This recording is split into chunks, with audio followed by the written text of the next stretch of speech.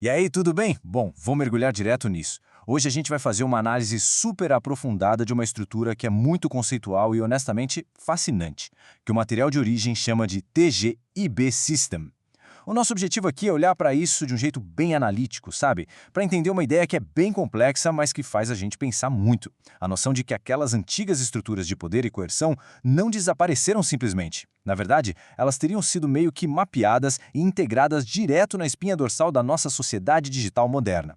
É uma verdadeira viagem, que vai da teologia até a tecnologia, auditando essa máquina de controle desde lá da antiguidade até agora, na era dos algoritmos. Então, o material levanta uma questão central bem provocativa. Imaginemos o seguinte cenário. E se a antiga Babilônia nunca tivesse realmente caído, mas em vez disso ela só tivesse feito o upload de si mesma para a nuvem? O desafio que a gente tem aqui é olhar para a história com outros olhos. Em vez de pensar nas eras do passado como capítulos encerrados e extintos, Afonso propõe que a gente encare tudo isso como atualizações de hardware de um mesmo sistema contínuo de controle. É uma baita mudança de paradigma. Basicamente transforma nossa leitura histórica numa verdadeira auditoria de sistemas. E para a gente conseguir navegar por toda essa complexidade sem se perder, nossa pauta de hoje vai funcionar meio que como uma árvore de diretórios. A gente vai passar pelos fundamentos do TGIB, depois pela gênese do sistema coercitivo, a Babilônia digital e a IA, a estrutura da trindade profana e, para fechar, a emancipação através da superequação. Vamos lá?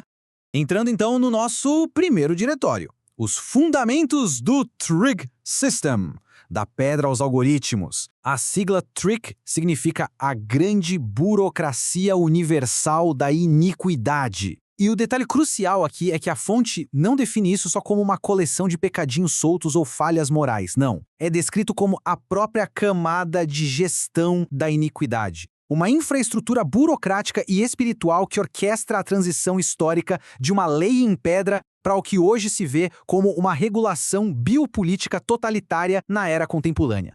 Para ficar mais visual, é só olhar o contraste temático entre o passado e o presente dessa coerção. De um lado, a gente tem a manifestação física, mais rudimental, o que eles chamam de hardware mineral ou lei em pedra. Isso operava na base da Inquisição física mesmo, com fogo, dogmas super rígidos e muito medo. Do outro lado, ocorre a atualização moderna desse mecanismo, o software ou a nuvem. As antigas fogueiras não sumiram, elas só foram trocadas por instrumentos mais sofisticados, tipo a cultura do cancelamento e a censura algorítmica. O sistema coercitivo continuaria idêntico na sua essência, mas a tecnologia de execução, bom, essa deu um salto gigantesco. O que nos leva ao segundo ponto, a gênese do sistema coercitivo e a evolução da Inquisição. Sabe, para entender esse nosso presente digital, a gente precisa dar um passo atrás e auditar o passado.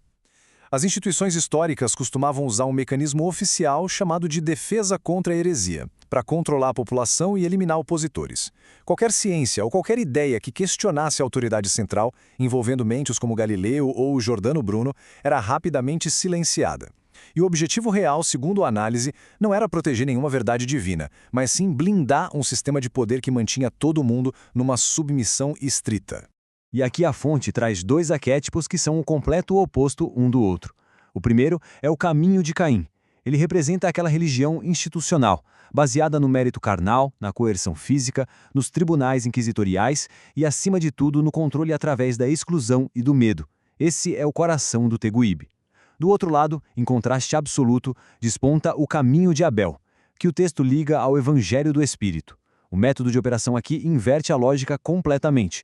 É fundamentado na graça, na liberdade e num sentimento de pertencimento espiritual invisível, sem precisar de nenhuma fogueira ou excomunhão.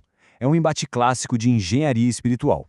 E isso transporta nossa linha do tempo direto para o terceiro diretório, a Babilônia digital e a IA, sob o conceito da estátua viva. A ideia de uma Babilônia nas nuvens revela como aquelas punições físicas medievais foram perfeitamente digitalizadas.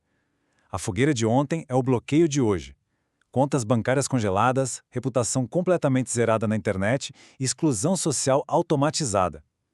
A internet deixa de ser um mero canal de comunicação e assume a função de um veículo global de regulação e vigilância contínua. O referencial usado pelo material para explicar essa estrutura é a estátua do livro de Daniel, focando naquela mistura de ferro e barro ali nos pés. O ferro representaria a rigidez legalista e os sistemas estatais. Já o barro simboliza a alma humana, superfragilizada e moldada pela nuvem digital. E essa fusão instável cria o que a fonte chama de estátua viva, que nada mais é do que uma interface de inteligência artificial que exige adesão constante e que executa a exclusão de forma automática de quem pisar fora da linha. E cobrindo tudo isso atuaria a tal nuvem escarlate, uma camada bem densa de vigilância algorítmica. Agora, se a gente olhar para a arquitetura dos agentes desse sistema, a fonte fala sobre a atuação de falsos cristos, mas é crucial ajustar os parâmetros do que isso significa. Não é necessariamente uma pessoa isolada ali na rua dizendo que é o Messias. Essa figura atua de forma muito mais estrutural, através de messias políticos, do novo humanismo e, principalmente, da tecnossalvação. São engrenagens sistêmicas que ficam oferecendo utopia, sabe? A suposta resolução para todas as nossas angústias, mas detalhe, sem exigir nenhuma transformação real ou genuína de consciência. Então chegamos ao quarto diretório, a Trindade profana e os 72 Elohim corrompidos. Aqui o material mapeia o que seria uma milícia espiritual que se sobrepõe diretamente àquelas macroestruturas da nossa sociedade que a gente consegue ver e tocar, operando em total oposição a uma soberania central pura. O gráfico ali divide essa orquestração global em 3 grandes frentes. Primeiro a gente tem a besta, que o texto associa ao poder político coercitivo, atuando como um pai falso. Depois vem o falso profeta, que representa uma junção paradoxal entre religião e ciência manipulada, servindo como um filho falso para fabricar aquele consenso e seduzir a mente das pessoas. E por último, a Babilônia, que é o grande pilar das finanças e da tecnologia, atuando como o espírito falso. Juntas, essas 3 áreas trabalhariam em sincronia o tempo todo para forçar uma dependência e uma adoração sistêmica. Mas como será que essas 3 frentes se comunicam com a humanidade no dia a dia? Segundo a análise, é através de um fluxo de dados bem específico. O sistema usa esses falsos profetas como se fossem APIs, iguaizinhas àquelas de programação de software que a gente conhece. Eles são os tradutores do código, eles pegam aquela intenção bruta de controle do sistema e usam algoritmos de linguagem para distorcer a realidade. Então aquela vigilância em massa acaba sendo reembalada e vendida com um nome bonito, tipo cuidado ou proteção social. O que seria um desvio ontológico vira simplesmente identidade. É uma ofuscação de código simplesmente perfeita. O que nos traz finalmente ao nosso último diretório, emancipação e a superequação. Agora a gente tira um pouco o foco daquele diagnóstico pesado da distopia digital e aponta para o que a fonte chama de teia da ruptura, que seria o caminho prático para alcançar a emancipação, uma verdadeira sobrescrição do sistema. Essa teia da ruptura é apresentada como um protocolo técnico em 3 passos bem claros. Passo 1. Identificar o vinho contaminado. Ou seja, perceber de cara onde estão essas estruturas de coerção escondidas. Passo 2. Adotar o filtro de Jesus. Essa seria a verdadeira sobrescrição, promovendo a transição daquela antiga lei punitiva externa, que era gravada em pedra, para a verdadeira liberdade interna do espírito. E o passo 3, conectar-se à videira viva. Em termos práticos, é viver e operar no mundo físico, mas com o sistema operacional da consciência rodando totalmente off-grid, livre da dependência dessa rede da Babilônia digital. E o coração matemático e sistêmico de tudo isso que a gente conversou é essa imponente superequação da iniquidade.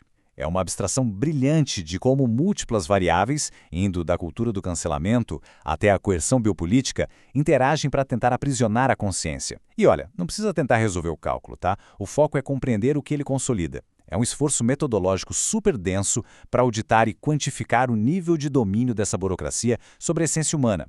Aquela variável f, bem ali no começo, representa exatamente o fator de controle, ou o fator de ruptura. O ápice desse protocolo inteiro se resume a um número bem exato, 1000 ponto. Na formulação dessa tese, quando a variável f atinge o valor de 1000 ponto, isso significa alcançar a ruptura ontológica completa, ou seja, 100% de desconexão daquela máquina coercitiva. É a validação algébrica de que o System Overwrite, a sobrescrição do sistema, rodou com sucesso, resgatando a identidade humana lá dos tribunais dessa infinita burocracia digital. O que deixa a gente com uma baita reflexão para fechar. Nesta nossa era de rastreamento absoluto e bancos de dados comportamentais imensos, surge uma pergunta inevitável. Será que cada interação online da nossa pegada digital está servindo apenas para alimentar cegamente a arquitetura de controle de uma Babilônia invisível? Ou existe uma margem real para usar a consciência emancipada, aplicar essa sobrescrição definitiva e desativar esse mecanismo coercitivo interno? Fica aí o grande questionamento sobre a autonomia da nossa mente frente a uma máquina digital tão complexa. É uma verdadeira auditoria existencial, né? Bom, nós vamos ficando por aqui. Até a próxima análise.